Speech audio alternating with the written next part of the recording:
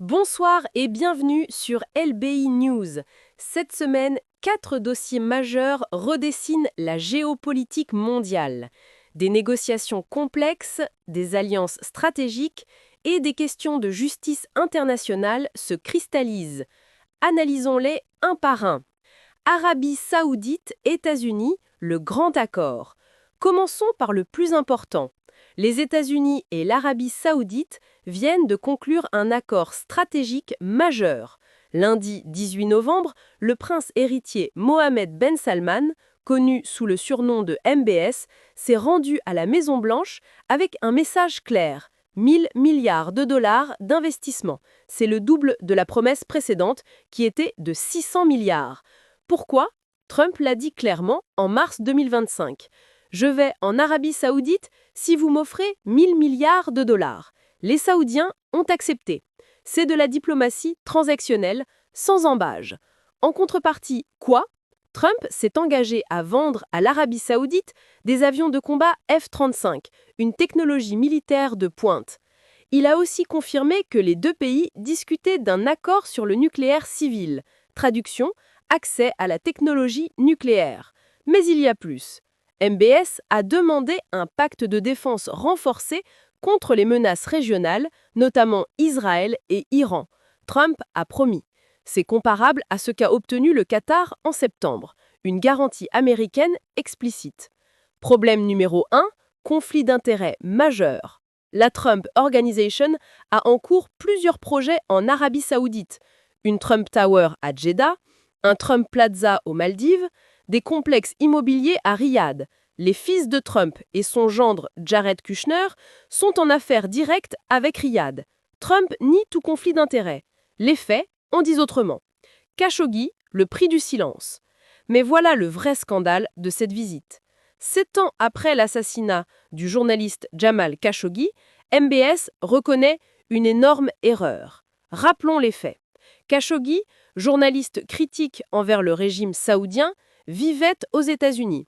Le 2 octobre 2018, il entre au consulat saoudien à Istanbul pour des formalités administratives. Il n'en sort pas vivant. Des agents saoudiens le tuent, le démembrent et le corps disparaît.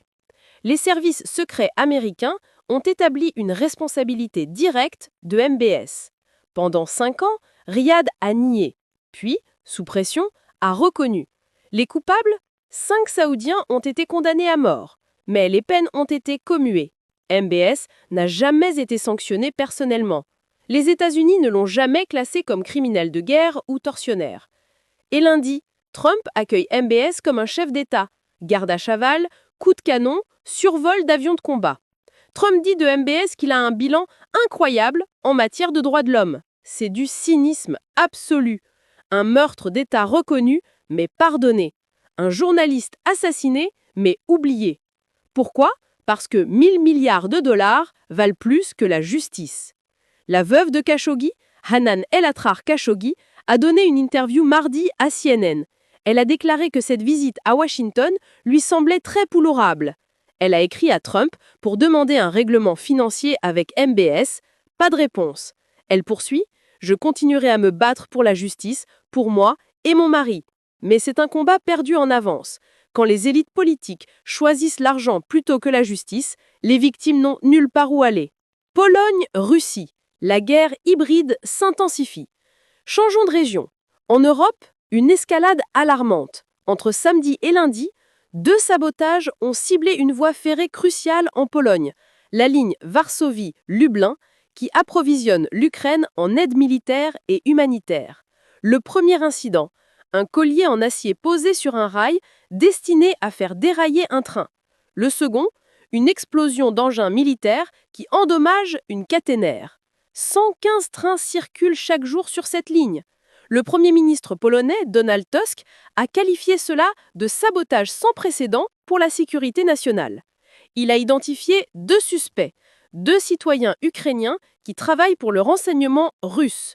L'un aurait été condamné en mai 2025 pour sabotage. L'autre serait originaire du Donbass occupé. Implication : la Russie teste les limites de l'Occident.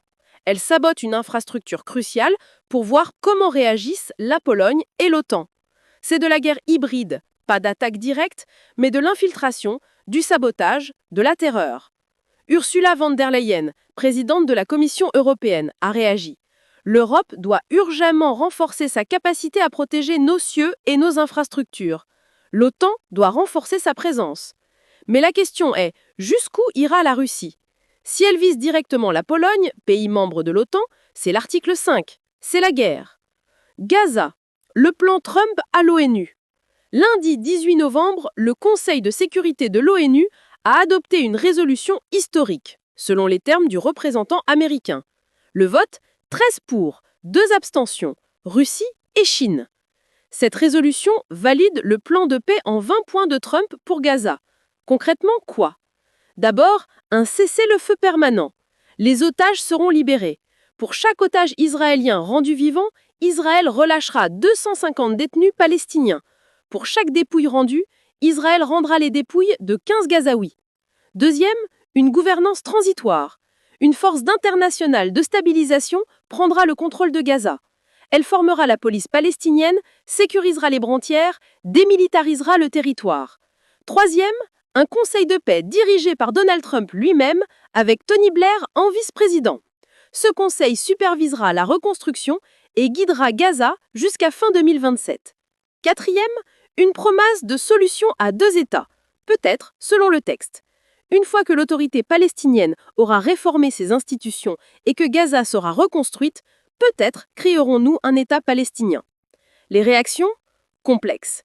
L'autorité palestinienne a salué la résolution, mais elle craignait que Gaza soit placée sous tutelle étrangère sans retour d'un vrai gouvernement palestinien. Le Hamas la rejette totalement. Démilitarisation? Non. Force internationale? Non. Israël? Benjamin Netanyahou félicite Trump pour son leadership révolutionnaire. Mais il refuse de s'engager sur la création d'un État palestinien. Il insiste sur la démilitarisation et le désarmement du Hamas. Russie et Chine. Abstention. Elle pointe l'absence de clarté juridique, les risques d'action unilatérale, la séparation de Gaza de la Cisjordanie. Fond du problème, ce plan place Gaza sous contrôle américain et international, pas vraiment sous contrôle palestinien. C'est une solution de court terme, pas une paix durable. Synthèse générale. 4 dossiers, 4 questions centrales. En Arabie Saoudite, peut-on vraiment faire commerce des droits humains? Trump le croit. Khashoggi était un détail. Les milliards comptent plus. En Pologne, sommes-nous face à une escalade militaire réelle en Europe? Les preuves s'accumulent. La Russie teste les limites.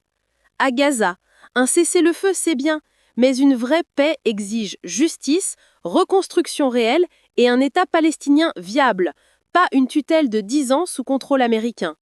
Partout, on voit le même pattern, réel politique, transactionnalisme et mise de côté des valeurs. Sur LBI News, nous décryptons ces enjeux sans tabou, parce que le monde ne s'explique pas par les discours officiels, mais par les vrais intérêts en jeu. Abonnez-vous, likez, partagez et dites-nous en commentaire, pensez-vous que Trump peut vraiment apporter la paix au Moyen-Orient? Croyez-vous à la solution